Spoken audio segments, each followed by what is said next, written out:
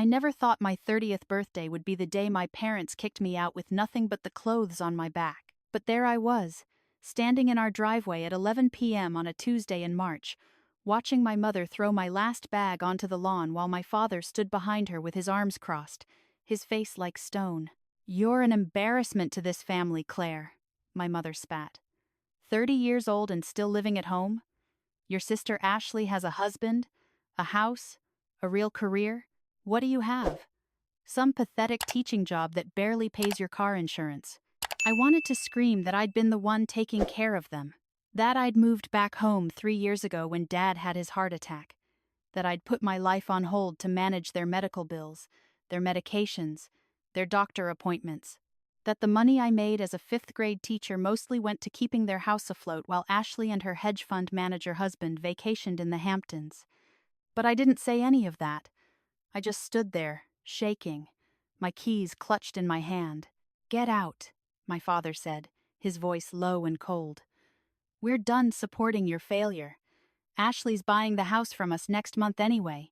She's turning your room into a home gym." That's when it hit me. They were selling the house where I'd grown up, where Nana had lived with us until she passed away 5 years ago, where every wall held memories of the only person in this family who'd ever really loved me. "You can't sell the house," I whispered. "Nana, your grandmother spoiled you rotten," my mother cut me off. "Filled your head with nonsense about you being special, being destined for something great. Look where that got you. Teaching snotty kids for $35,000 a year." They went inside and slammed the door. I heard the deadbolt click. I sat in my car in the driveway for 20 minutes, crying so hard I couldn't see. I had $347 in my checking account. My credit cards were maxed from paying my parents' property taxes last year. I had nowhere to go. That's when I remembered the storage unit. Nana had pulled me aside at Christmas 5 years ago, 3 months before the stroke that took her. She was 84 but still sharp as a tack, her blue eyes twinkling as she pressed a small brass key into my palm. "This is for you, sweetheart," she'd whispered. "Storage Unit 247 at Secure Space on Hamilton Avenue. I've paid it up for 30 years. Don't tell your parents. Don't tell Ashley. When you need it, and you will need it someday, everything you need to know is in there." "What is it, Nana?" I'd asked. She'd just smiled. "Insurance, baby girl. Insurance against the day your parents show their true colors." I'd tucked the key into my jewelry box and honestly forgotten about it. Nana died a few months later, and in the chaos of grief and my parents' immediate campaign to get their hands on her estate, the key had slipped my mind. But now, sitting in my car with nowhere to go, I remembered. The storage facility was 15 minutes away. I drove there in a daze, my hands still shaking. The place was open 24/7 with keycard access. I found Unit 247 on the 2nd floor, tucked in the back corner. The key slid into the padlock like it was waiting for me. Inside was a single filing cabinet and a sealed manila envelope with my name written in Nana's distinctive cursive. I sat down on the cold concrete floor and opened the envelope. The letter inside was dated December 15th, 5 years ago, a week before that last Christmas. "My dearest Claire," it began. "If you're reading this, then I'm gone, and your parents have finally done what I always feared they would. They've betrayed you. I've watched them favor Ashley your entire life. I've watched them use you, take advantage of your kindness, your loyalty, your love. I've watched you sacrifice and sacrifice while they gave her everything and gave you nothing but criticism. I want you to know that I see you. I've always seen you, and I've prepared for this day." Open the filing cabinet. Inside, you'll find documents related to certain properties and investments I made in your name. I set everything up when you were 7 years old, put it all in an irrevocable trust with you as the sole beneficiary. Your parents never knew. I paid a law firm $50,000 to ensure every I was dotted, every T was crossed, and to ensure the trust couldn't be touched until you turned 25. You're 25 now, my darling. It's time. The documents will explain everything. Call Margaret Chen at Riverside Legal Partners tomorrow morning. Her direct number is on the card in the cabinet. She's been handling everything, waiting for you to reach out. Your parents think I left everything to them and Ashley. I let them think that. But the truth is, I left them the house, the one they're probably trying to sell out from under you right now. That house with its leaky roof and foundation problems and second mortgage, they think I didn't know about. Everything else? That's yours. Be strong, Claire. Stand tall. Don't let them take anything more from you. All my love, always and forever. Nana. My hands were shaking so hard I could barely open the filing cabinet. Inside were 3 folders. The first was labeled Real Estate Holdings. The second, Investment Accounts and Trusts. The third, Instructions for Margaret Chen. I opened the first folder. The top document was a property deed, 2847 Oakwood Boulevard. I knew that address. It was the building downtown, the big brick one with the revolving doors and the coffee shop on the ground floor. The one that always had fancy cars parked outside. Nana owned that? No, I owned that. The deed was in my name. Had been since I was 7 years old. There were more. A shopping plaza on the north side. A medical building near the hospital. 3 apartment complexes. A warehouse that was apparently leased to Amazon. I couldn't breathe. The second folder contained account statements, investment portfolios, stock certificates. The numbers blurred together. Millions, tens of millions. There was a post-it note in Nana's handwriting stuck to one of the statements. Your grandfather was a very smart man with his investments. I was a very patient woman. Time and compound interest do remarkable things. Love, Nana. I sat on that concrete floor until 3 a.m., reading every document, crying, laughing, feeling like the world had tilted on its axis. At 8:55 the next morning, I was sitting in my car outside Riverside Legal Partners, waiting for them to open. I'd slept in the car in the storage facility parking lot. I looked like hell, but I didn't care. Margaret Chen's assistant led me back to a corner office with a view of the river. Margaret was maybe 60, Chinese-American, with silver-streaked black hair and kind eyes behind expensive glasses. She stood when I entered. Claire? I nodded, not trusting my voice. Your grandmother was an extraordinary woman, Margaret said softly. I've been waiting 5 years to meet you. She made me promise not to contact you first, said you'd come when you were ready, when you needed it most. I need it, I whispered. They kicked me out last night. Something flickered in Margaret's eyes, not surprise, but recognition. Elizabeth said they would. She knew her son. I'm sorry. Is it real? I asked. The documents? Every word, Margaret said. Your grandmother spent 15 years building this for you. She was a teacher too, you know. High school English. She retired at 65 with a modest pension. But your grandfather, he died when you were a baby. He'd been a patent attorney. Very smart about investments. When he passed, he left her with approximately $2.3 million. I blinked. I'd never known we had money. Your grandmother lived modestly, invested wisely, and let time do its work, Margaret continued. She also had a gift for real estate. She'd buy distressed properties, fix them up, lease them out. She was patient, strategic, and she put it all in your name through a trust I helped her structure. How much? I asked. My voice sounded strange, distant. Margaret pulled out a leather portfolio. As of last month's valuation, your real estate holdings are worth approximately $67 million. Your investment accounts, stocks, bonds, mutual funds, approximately $43 million. There are also some other assets. Vintage cars your grandfather collected, artwork, your grandmother's jewelry collection. All told, we're looking at approximately $112 million. The room spun. The trust kicked in on your 25th birthday, Margaret said. That was 5 years ago. I sent notification to the address we had on file, your parents' house. The letter came back marked, Return to Sender. I sent 3 more. All returned. They never told me. I breathed. No, Margaret said. They didn't. I thought about the past 5 years. All the times I'd paid their bills, covered their mortgage, sacrificed my own life to keep them afloat. They'd known.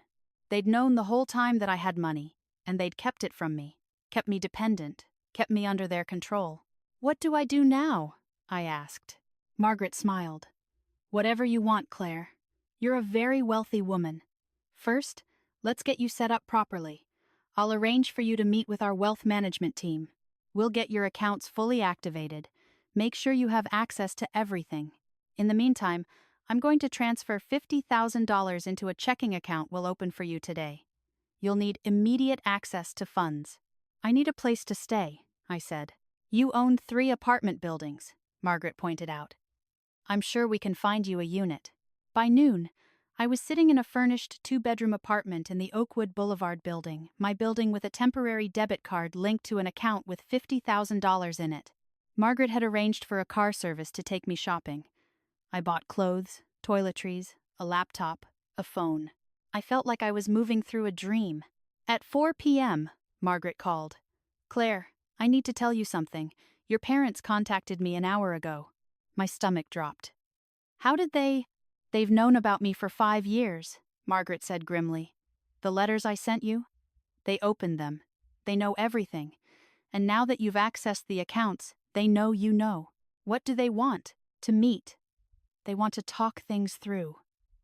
They're claiming this is all a misunderstanding, that they were trying to protect you from the burden of sudden wealth, that they were waiting for the right time to tell you. I laughed. It sounded bitter. That's not true. I know, Margaret said. Your grandmother anticipated this too. She left very specific instructions. She documented everything, every time your parents asked her for money, every time they demanded she change her will, every conversation where they made it clear they saw you as lesser than Ashley. She kept journals, Claire. Detailed journals. And she left them all to you. She knew, I whispered. She knew, Margaret confirmed, and she protected you. Now what do you want to do? You don't have to see them if you don't want to. You don't owe them anything. I thought about my mother's face last night, the contempt in her voice, my father's cold dismissal, 30 years of being the disappointing daughter, the failure, the embarrassment. I'll meet them, I said, but on my terms, my territory. We arranged for them to come to Margaret's office the next afternoon. Margaret suggested I bring security. Apparently wealthy people did that, but I declined. I wanted to face them myself. I spent that night in my new apartment, reading Nana's journals, page after page of her perfect cursive, documenting years of my parents' behavior, how they'd berated me as a child for not being pretty like Ashley, how they'd forgotten my 14th birthday because they were at Ashley's dance recital, how they'd refused to help with my college tuition but paid for Ashley's entire MBA, how they'd told Nana at Thanksgiving dinner that I was wasting my life as a teacher, that I'd never amount to anything, and through it all, Nana's fierce, protective love, her unwavering belief in me, her meticulous planning to ensure I'd be okay. I cried myself to sleep reading her words. The next day, I dressed carefully. Not the expensive new clothes I'd bought, those felt like costume. Instead, I wore my favorite teaching outfit. A simple blue dress, sensible flats, my grandmother's pearl necklace. My parents arrived at Margaret's office at exactly 2 p.m. My mother was dressed like she was going to a country club, designer bag on her arm. My father wore his good suit. Ashley was with them, her blonde hair perfectly styled, looking confused and annoyed in equal measure. They stopped short when they saw me sitting in Margaret's conference room, clearly not expecting me to be there already. Claire, my mother started, her voice oozing false warmth. Sweetheart, we need to talk about this misunderstanding.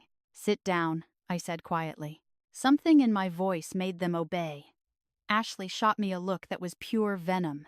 There's no misunderstanding, I continued. You've known about my inheritance for 5 years. You intercepted every letter from Margaret. You kept me in the dark while you bled me dry, making me pay your bills with my teaching salary while you sat on the knowledge that Nana had left me everything. That's not my father started. I have the letters, I said. Margaret kept copies. I also have Nana's journals, years of documentation about exactly how you treated me, how you treated her. My mother's face went pale. You kicked me out, I said. My voice was steady now, stronger. You told me I was a failure, an embarrassment. You threw my things on the lawn and locked me out, and you did it because you thought I had nothing. You thought I'd be broken, desperate, that I'd come crawling back and beg. Claire, you have to understand, Ashley tried. I don't have to understand anything, I cut her off. But you need to understand this. I'm done. I'm done being your scapegoat. I'm done being the disappointment. I'm done sacrificing for a family that never loved me. We love you, my mother said, but her eyes were on Margaret, calculating. You love my money, I corrected. That's why you're here. That's why you're pretending this was all some protective gesture. But I know the truth. Nana knew the truth, and she made sure I'd be protected. I stood up. Margaret will be handling all my affairs going forward. If you attempt to contact me, she'll get a restraining order. If you attempt to contest Nana's trust, and I know you're thinking about it, you'll lose. She spent 15 years making sure it was airtight, and you'll spend whatever Ashley's husband has earned trying to fight it. You can't do this, my father said, finally finding his voice. We're your family. No, I said softly. Nana was my family. You're just the people I had the misfortune of being born to. I walked out of that conference room and didn't look back. The next few months were a blur. Margaret helped me get everything organized. I hired a financial advisor, a CPA, a wealth manager. I learned about my properties, my investments, my options. It was overwhelming and terrifying and exhilarating all at once. I kept teaching. Margaret thought I was crazy. You're worth over $100 million, Claire. You don't need to work, but I loved my kids. I loved my classroom. And I used my money to make it better. New books, art supplies, field trips. I anonymously donated to other teachers' classrooms throughout the district. I also started a foundation in Nana's name, providing scholarships for students from difficult home situations. Kids who needed someone to believe in them the way Nana had believed in me. My parents tried to contact me 17 times in the first month.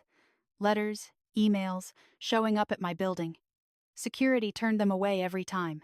Eventually, they hired a lawyer who sent a letter threatening to sue for emotional distress and claiming I owed them for 30 years of care. Margaret laughed when she read it. Let them try, she said. We have enough documentation to bury them. They never filed the suit. Ashley tried a different approach.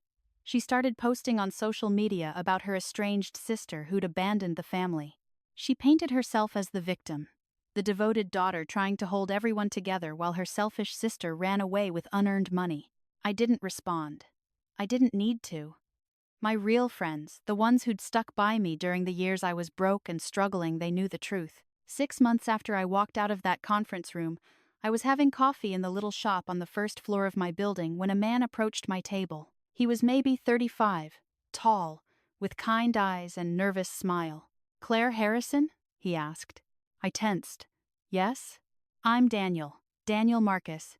I'm a cardiologist at Metropolitan Hospital. He gestured to the medical building across the street, the one I owned. I've been trying to work up the courage to talk to you for weeks.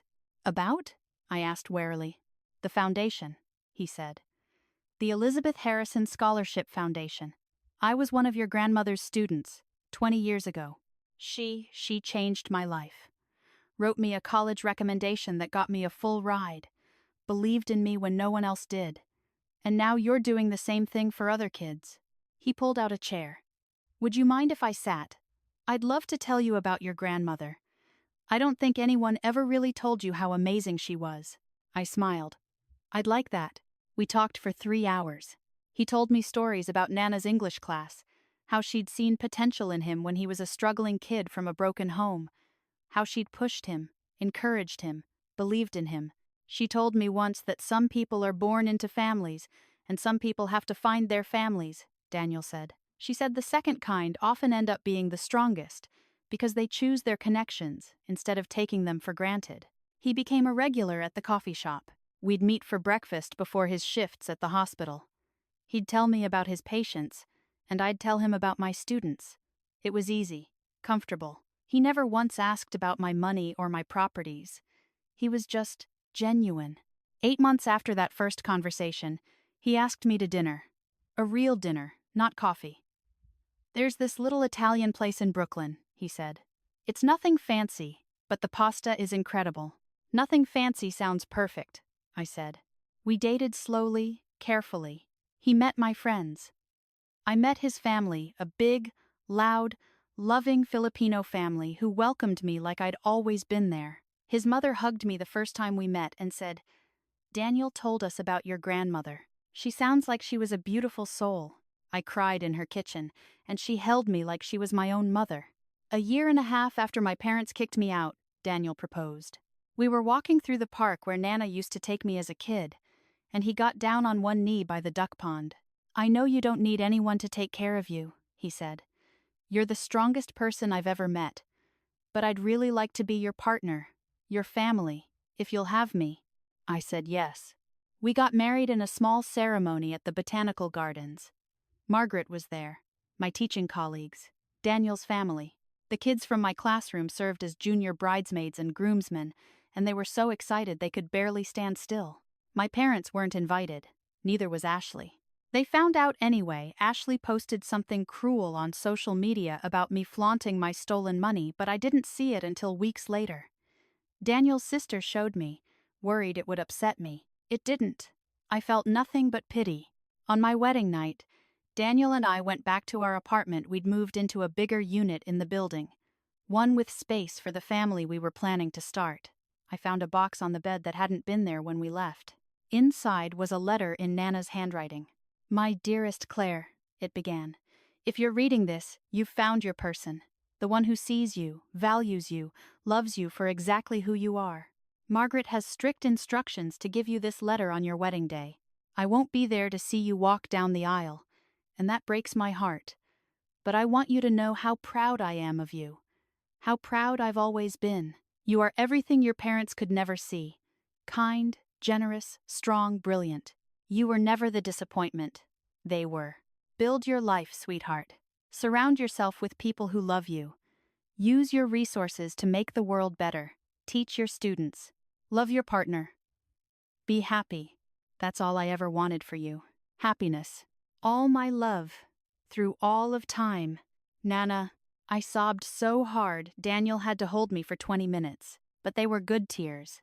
Healing tears. 2 years later, I gave birth to Elizabeth Harrison Marcus, Ellie for short. She has my eyes and Daniel's smile and my grandmother's fierce spirit. I still teach. I still run the foundation. Daniel still works at the hospital. We live simply, despite the money, traveling occasionally, donating heavily, making sure Ellie understands that wealth is a responsibility, not an identity. My parents tried to reach out when they heard about Ellie's birth. A card in the mail saying they wanted to reconcile and meet their granddaughter. I burned it. Some relationships aren't worth repairing. Some families aren't worth the pain. But I did get a family.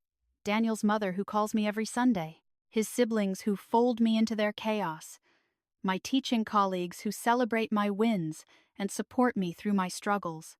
My students who remind me every day why I do what I do. And Nana. Always Nana. In every decision I make, every kid I help, every moment I choose kindness over bitterness. She saved me. Not with the money, though, that helped, but with her belief, her faith, her unshakable certainty that I was worthy of love. That's the inheritance that matters. That's what I'll pass on to Ellie. Last month, I went back to the storage unit. I hadn't been there since that first night, but I wanted to see it again, to close that chapter properly. There was one more envelope in the filing cabinet.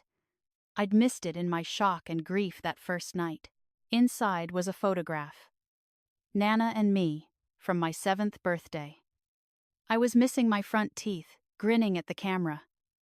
She was looking at me with such love, such pride. On the back, in her writing, "Remember who you are. Remember who loves you. That's all you ever need to know." I framed it and put it in Ellie's nursery, because that's the truth my grandmother spent her life teaching me. The truth I'll spend my life teaching my daughter. You are worthy of love. You are deserving of respect. And family isn't about blood, it's about who shows up, who stays, who believes in you when everyone else walks away. Nana showed up, and because she did, I learned how to show up for myself. That's the real inheritance. That's the real gift, and I'll never forget it.